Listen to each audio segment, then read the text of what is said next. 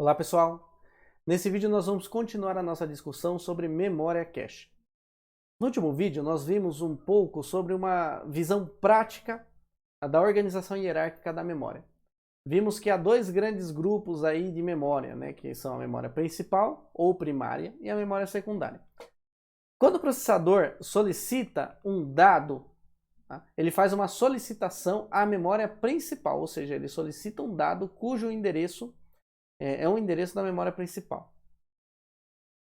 E ele faz essa solicitação por blocos, ou seja, ele solicita um bloco de dados, ok? A memória principal ela é composta aí por duas unidades práticas de memória, que é a memória cache e a memória RAM. Na prática, o que acontece? A memória RAM ela encontra-se em maior quantidade que a memória cache nos sistemas computacionais. Por quê? Porque a memória RAM implementa uma tecnologia mais barata e mais lenta. Portanto, ela encontra-se em maior quantidade. No fundo, então, quando o processador solicita um dado no endereço da memória principal, ele está solicitando um dado cujo endereço é da memória RAM. Por quê? Porque a memória cache ela mantém apenas uma cópia de alguns dados da memória RAM, tentando otimizar o acesso do processador. Ou seja, que quando o processador solicite o dado da memória cache, que esse dado esteja presente na memória cache. Caso contrário, ele tem que ser buscado na memória RAM. Então, no fundo, essa solicitação é um endereço da memória RAM. Nós vimos que a memória cache ocupa o nível de memória mais próximo do processador. Ela é uma memória rápida e que encontra-se em pequena quantidade. E nós vimos, então, que o fato do processador solicitar um endereço da memória RAM, então, mas ele solicita primeiramente para a memória cache. Então, a gente tem que verificar, em primeiro lugar, se esse dado está presente na memória cache. Em segundo lugar, temos que saber aonde se encontra esse dado da memória cache. Então, nosso objetivo é fazer um mapeamento entre o endereço da memória RAM e o endereço da memória cache. Ou seja, dado o endereço da memória RAM, eu quero saber qual o endereço correspondente na memória cache e vice-versa. Dado o endereço da memória cache, eu quero saber qual o endereço correspondente na memória RAM. E aí nós vimos que a estratégia que a gente adota é pegar a memória RAM, que ela é maior que a memória cache, e fatiar a nossa memória RAM em fatias do tamanho da memória cache. E aí cada uma dessas fatias tem um mapeamento direto com a memória cache. Ou seja, o primeiro bloco da fatia da memória RAM ocupa o primeiro bloco da memória cache. Assim por diante, até o último bloco da fatia da memória RAM ocupa o último bloco da fatia da memória cache. E aí, a segunda fatia da memória RAM, o primeiro bloco dessa fatia, ocupa o primeiro bloco da memória cache. Okay? E assim sucessivamente. Então, isso tem um efeito circular, né? Por ter um efeito circular, nós vimos que a estratégia para se calcular isso é tomar o endereço desse bloco na memória principal e calcular um módulo com o total de blocos da memória cache. Ok? E aí nós temos esse efeito aí que é ilustrado na figura. A principal característica desse efeito é a seguinte. Vários representantes, então, um endereço da memória principal, ele possui apenas um correspondente na memória cache. Só que um bloco da memória cache possui vários correspondentes na memória principal. Tá? Então, essa é a primeira coisa a se observar.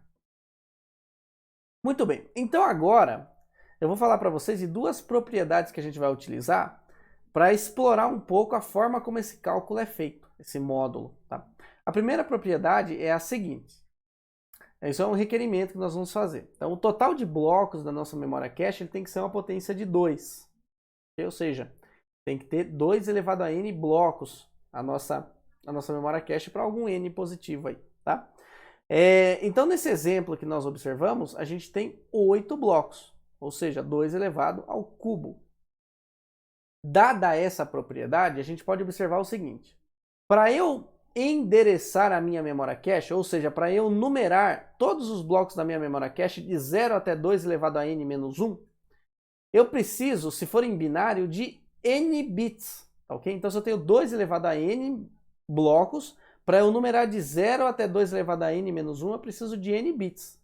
Então, de fato, nesse nosso exemplo, nós temos 8 blocos, e para eu endereçar essa memória cache de 0 até 7, eu preciso de 3 bits. Porque o 0, tudo bem, e o 7, ele é o 111, ou seja, é o maior número que cabe dentro de 3 bits.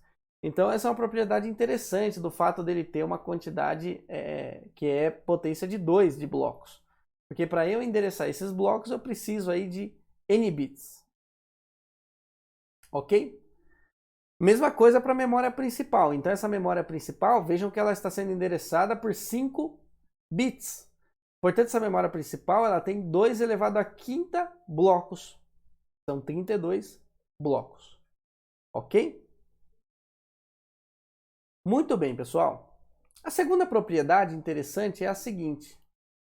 Quando eu calculo o módulo entre um número inteiro qualquer e um número que é potência de 2 em binário, o resultado são os n bits menos significativos do primeiro operando, dado que n é justamente a potência do 2 do total de blocos da cache. Tá? Então, para vocês entenderem melhor isso que eu estou falando, vamos a um exemplo. Tá? Então, suponha que eu quero calcular 14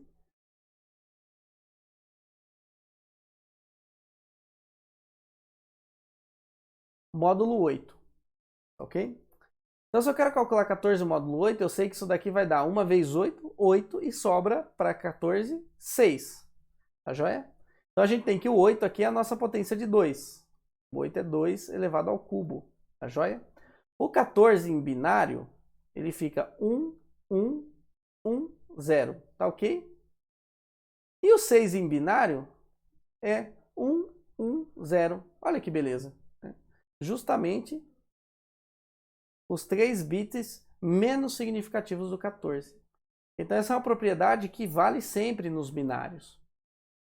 E isso facilita muito o cálculo do processador, né, do sistema de memória, né? É fácil implementar um circuito para fazer esse cálculo. Então, para fazer o cálculo de um endereço qualquer, módulo uma potência de 2, basta eu extrair os n bits menos significativos do meu primeiro operando, dado que n é a minha potência do 2 do segundo operando. Ok?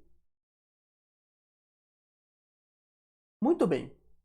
Então, pessoal, vamos pensar no seguinte agora. O que a gente obteve até o presente momento é uma função que, dado o endereço da minha memória principal, eu consigo calcular o endereço que esse bloco ocupará na cache, que é simplesmente esse módulo.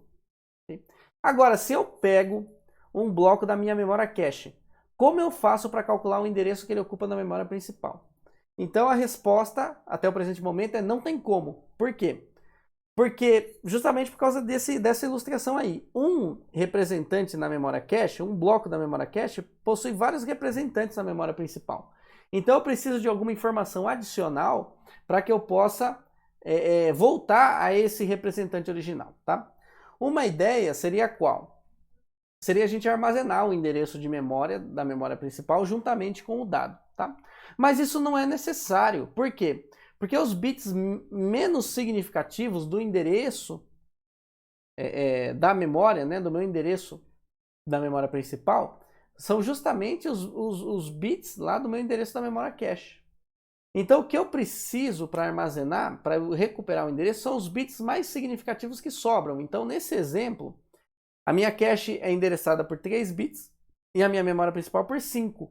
Então, para que eu volte da minha cache para a memória principal, eu preciso guardar apenas 2 bits, que são os 2 bits mais significativos que sobram na hora que eu faço o meu módulo para descobrir o endereço da memória cache. Por exemplo, a gente está vendo ali no exemplo que o 01001 ele é mapeado na memória cache para 001. Para eu voltar de 001 para 001, eu preciso armazenar apenas o 01 mais significativo. Tá ok? São os 2 bits mais significativos. Eu sei que o 01 que eu armazenei, mais o 001, que é o endereço da minha memória cache, eles me dão o endereço da memória principal. Tá?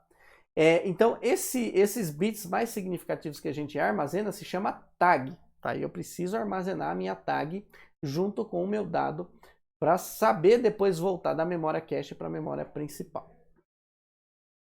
O segundo problema é o seguinte. Quando o meu computador é inicializado, ou quando a minha memória cache é inicializada, ou durante o meu uso do computador, não sei. Como que eu sei se o dado que eu tenho na memória cache é um dado consistente? Ou seja, é um dado que realmente foi carregado na memória cache da memória principal. Como eu sei se aquilo não é um lixo de memória? Então, quem aí programa em linguagem C sabe que é muito bem a gente inicializar as coisas. Sabe muito bem que é necessário que a gente inicialize as coisas. E se a gente não inicializar as coisas, muitas vezes a gente fica com lixo de memória. Mesma coisa é a memória cache. Como eu sei se numa posição eu não tenho lixo armazenado naquela posição? Então, para resolver esse presente, para resolver esse problema, a gente utiliza um bit de validade, que a gente chama. Que é justamente um bit que vale 1, se o dado que eu possuo naquele bloco da memória cache é um dado que realmente foi carregado da memória principal, ou 0 se aquilo é um lixo de memória, se ele não foi mexido ainda. Aí quando a memória é inicializada, todos os bits de validade de todos os blocos vão valer 0, ou seja, diz que todos os blocos não possuem dados relevantes, ou seja, se possui alguma coisa lá, é lixo de memória. E aí, quando eu vou acessar um dado da minha memória cache, primeiro eu confiro se o bit de validade é 1. Se não for 1, então significa que aquele dado que se encontra na memória cache não é um dado válido. Então eu tenho uma falha, e aí eu tenho que ir na minha memória principal carregar o dado na minha memória cache. Para eu ir na minha memória principal e carregar o dado na minha memória cache, eu já tenho o endereço principal. Então eu vou lá e carrego. Muito bem. Agora suponha que o bit de validade seja 1, ou seja, o dado que tem na minha memória cache é um dado consistente. Então o que é necessário fazer? Eu pego o meu endereço da memória cache e concateno com a tag. A tag entra nos bits superiores. E aí eu vejo se essa concatenação entre a tag e o endereço da minha memória cache coincide com o endereço da memória principal. Se coincidir, então é um acerto. O dado que encontra-se na memória cache de fato corresponde ao dado solicitado pelo processador na memória principal.